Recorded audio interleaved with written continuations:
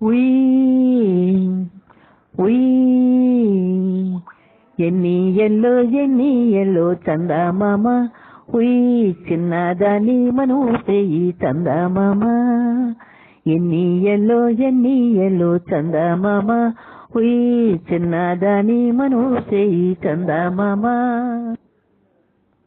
అరే చిన్నోడా ఆకు చాటున్న పిండి ఉంది, చెట్టు చాటున్న చిన్నదుంది. ఓ ఆకు చాటున్న పిండి ఉంది, చెట్టు చాటున్న చిన్నదుంది.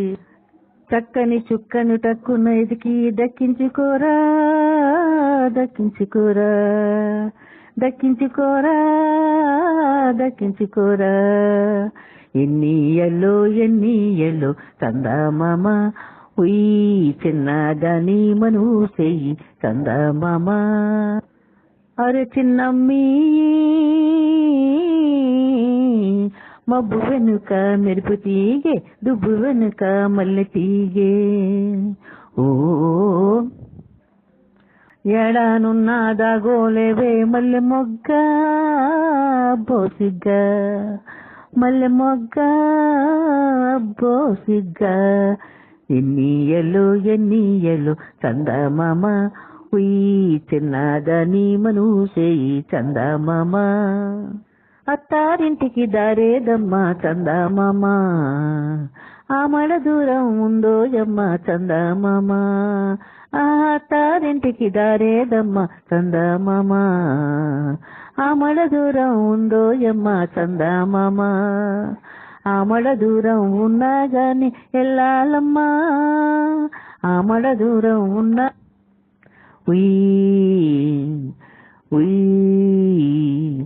ఎన్ని ఎల్లో చందమామ ఉయ్ చిన్నదాని మనూసేయి చందమామ ఉయ్ ఉయ్ చీకటింట్లో చిక్కు తీసా వెలుతురింట్లో కొప్పు మండిసా ఓ చీకటింట్లో చిక్కు తీసా వెలుతురింట్లో కొప్పు మురిసా కొప్పులోని మొగిలి పువ్వు గుప్పు మందే ఉప్పుల గుప్ప గుప్పు మందే ఉప్పుల గుప్ప ఎన్ని ఎల్లో చందమామ ఉయ్ చిన్నదాని మనూసేయి చందమామ ఓ చందమామ రేఖలెన్ని కలువ పువ్వు రేకులెన్ని ఓ చందమామ రేఖలెన్ని కలువ పువ్వు రేకులెన్ని దానికి దీనికి ఎన్నెన్ని ఉన్నా నాకు నువ్వే నీకు నేనే నాకు నువ్వే నీకు నేనే ఎన్ని yellow Chandamama we. Welcome to my channel జాబిలమ్మ ఆణిముత్యాలు. ఈరోజు తప్పకుండా వీడియో సాంగ్స్ పెట్టాలి. ఫోన్ రింగ్ అవుతుంది, ఎవరో ఫోన్ చేస్తున్నారు చూడాలి. హలో, ఓ శ్రీజ నువ్వా? ఎలా ఉన్నావమ్మా? ఎప్పుడు వచ్చావు? రాత్రి వచ్చావా? ఇంటికి వస్తున్నావా? రా, నీకోసం వెయిట్ చేస్తూ ఉంటాను. రా అమ్మా శ్రీజ, వచ్చావా? రా కూర్చో. నా వీడియో సాంగ్స్ చూస్తున్నావా? షార్ట్స్ అన్నీ చూస్తున్నావా శ్రీజ? చూస్తున్నానక్క. ఈరోజు నేను 2 సాంగ్స్ పెడుతున్నాను. మొదటిది భక్త కన్నప్ప సినిమాలోని పాట ఎన్నియలో చందమామ. దీనిలో రెబల్ స్టార్ కృష్ణరాజు గారు, కళాభినేత్రి వాణిశ్రీ గారు నటించారు. చాలా బాగుంటుంది. ఆ పాట వింటుంటే దాంట్లో మనం ఇన్వాల్వ్ అయిపోతాం అనమాట. ఆ పరిసరాల్లోకి మనం వెళ్ళిపోతాం. అంత బాగుంటుంది పాట. అవును, నువ్వు భక్త కన్నప్ప సినిమా చూసావా? చూశానక్క. భక్త కన్నప్ప గురించి నీకేం తెలుసో చెప్పు. ఆయన శివభక్తుడు అంటారు. ముందైతే అతను ఏ దేవుణ్ణి నమ్మేవారు కదట. దేవతల్ని వాటిని ఎవరిని ఆరాధించేవారు కదట. అది తెలుసు అంతే. భక్త కన్నప్ప పేరు తిన్నడు. ఒక బోయి కుటుంబంలో జన్మిస్తాడు ఆయన. తరువాత భక్త కన్నప్పగా పిలువబడతాడు. ద్వాపరయుగంలోని అర్జునుడే పూర్వజన్మలో శివ సాంగత్యం పొందలేకపోవడంతో ఈ జన్మలో తిన్నడుగా పుడతాడు. బోయి కుటుంబంలో పుట్టాడు కాబట్టి అతను రోజు వేటకు వెళ్ళి జంతువులు వేటాడి వస్తూ ఉంటాడు. ఒకరోజు వేటాడి అలసిపోయి ఒక చెట్టు కింద నిద్రిస్తాడనమాట. అలా నిద్రిస్తున్నప్పుడు అతని కళ్ళలో శివుడు కనిపించి ఆ దగ్గరలో ఉన్న గుడికి వెళ్ళమని చెబుతాడు. తిన్నడు లేచి ఆ గుడికి వెళ్తుండగా ఒక దుప్పి కనిపిస్తుంది. తిన్నడు ఆ దుప్పిని వేటాడతాడు. కొంచెం ముందుకు వెళ్ళేసరికి తిన్నడికి కళ్ళలో కనిపించినటువంటి శివలింగం కనిపిస్తుంది. వెంటనే, అయ్యా శివయ్య, నా మీద ప్రేమ ఉంటే నీవు మా ఇంటికి రావాలి అని అంటాడు. శివయ్య ఎంతకి ఇంటికి రాకపోయేసరికి అక్కడే ఉండిపోతాడు. అక్కడే నిద్రిస్తాడు. ఆ శివయ్య సేవలోనే గడిపేస్తూ ఉంటాడు. అతడు శివయ్యకు రోజు పూజ చేస్తూ ఉంటాడు. ఆ పూజ ఎలా చేస్తాడో తెలుసా? నోటితో నీటిని తీసుకొచ్చి శివలింగంపై వేస్తాడు. తను వేటాడిన మాంసాన్ని నైవేద్యంగా పెడతాడు. తిన్నడు పెట్టిన నైవేద్యం శివయ్య ఆరగించలేదు. అదేమిటి, శివయ్య నైవేద్యం ఆరగించలేదేమిటి అని అనుకుంటున్నాడు. ఆయన నన్ను తిరస్కరిస్తున్నాడా అని బాధపడతాడు.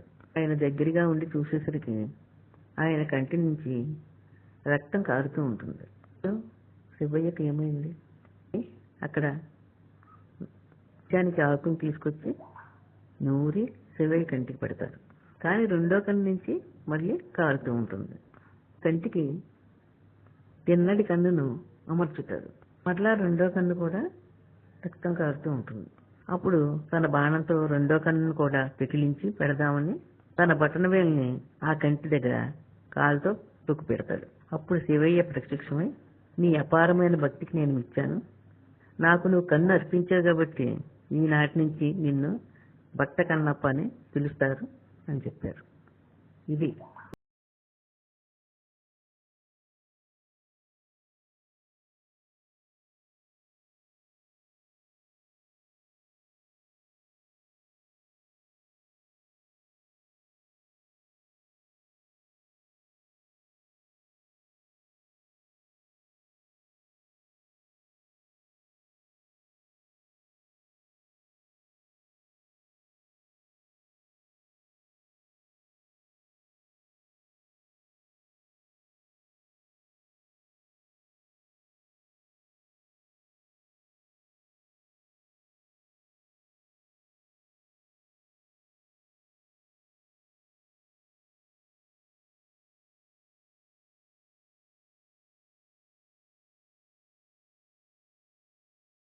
అయినా చీకటైనా చేరువైనా దూరమైనా నీవే నా జీవితము, నీ ప్రేమే శాశ్వతము, ఈ జన్మదో ఈ బంధము, ప్రేమకు లేవు దూరాలు, నీవు నేనే సాక్షాలు, వెన్నెలైనా చీకటైనా చేరువైనా దూరమైనా నీవే నా జీవితము, నీ ప్రేమే శాశ్వతము. నీ తోటలోనే ఒకసారి పూసాను, నా ఆశ తీరా ఈనాడే చూశాను. అమ్మలేని జీవితాన కంటి పాపనై, నాన్న బాధ చూడలేని కంటి పాపనై, ఇన్నాళ్ళుగా ఇన్నేళ్ళుగా ఇన్నాళ్ళుగా కన్నీళ్ళతో ఉన్న బిడ్డనమ్మ, కన్న బిడ్డనమ్మా, గుండెలోన నందు దాచుకోమా, వెన్నెలైనా చీకటైనా చేరువైనా దూరమైనా నీవే నా జీవితము, నీ ప్రేమే శాశ్వతము. నేనెవరినో నీవెవరివో ఏమి చెప్పనమ్మా, గుర్తుపట్టవమ్మా, అమ్మా అమ్మా అమ్మా అమ్మా. రెండో పాట పచ్చని కాపురం అనే సినిమాలోది. దానిలో సూపర్ స్టార్ కృష్ణ గారు, అందాల నటి శ్రీదేవి గారు నటిస్తారు. కృష్ణ గారు ఒక ఇంజనీర్, ఒక ఆటో గ్యారేజ్ లో చీఫ్ మెకానిక్ గా పనిచేస్తారు. శ్రీదేవికి కృష్ణ గారికి పరిచయం ఏర్పడుతుంది. అది ప్రేమగా మారి పెళ్లి కూడా చేసుకుంటారు. శ్రీదేవి గారి నాన్నగారు పెద్ద కోటీశ్వరుడు, అల్లుడు ఒక చీఫ్ మెకానిక్ అని చెప్పుకుంటే చాలా పరుగు పోతుందని చెప్పుకుంటాడు. తెలుసుకున్న కృష్ణ గారు, అలా ఎందుకు చెప్పారు మీ నాన్నగారు, చీఫ్ మెకానిక్నే కదా అని అంటారు. శ్రీదేవి గారు కృష్ణ గారిని పెళ్లి చేసుకుంటారు. వాళ్ళిద్దరికి స్పర్ధలు వస్తాయి. ఎందుకంటే ఒక మెకానిక్ ని చేసుకోవడం అనేది పరువు నష్టమే కదా మాకు అని అంటుంది. దానికి కృష్ణ గారు చాలా నచ్చుకుంటారు, వెళ్ళిపోమంటారు. శ్రీదేవి గారు పుట్టింటికి వెళ్ళిపోతారు. శ్రీదేవి గారికి ఒక బాబు పుడతాడు. శ్రీదేవి గారికి సృహ రాకుండా ఆ నాన్నగారు ఆ పసికందుని అనాథాశ్రమంలో పెట్టేసి వచ్చేస్తారు. కృష్ణ గారు అలా వెంటాడుతూ ఉంటారు. భార్య బిడ్డకి ప్రసవించింది ఏమిటని హాస్పిటల్కి వెళ్తారు. అంతా చూసిన కృష్ణ గారు ఆ బాబుని అనాథాశ్రమాన్ని తీసుకొచ్చి పెంచుకుంటారు. రోజు తల్లి ఎవరు అని అడుగుతూ ఉంటారు. సందర్భంగా ఓ రోజు తల్లిని చూస్తాడు బాబు. అది తల్లిని తండ్రిని కలపాలి అనే ఉద్దేశంతో బాబు పాడిన పాట.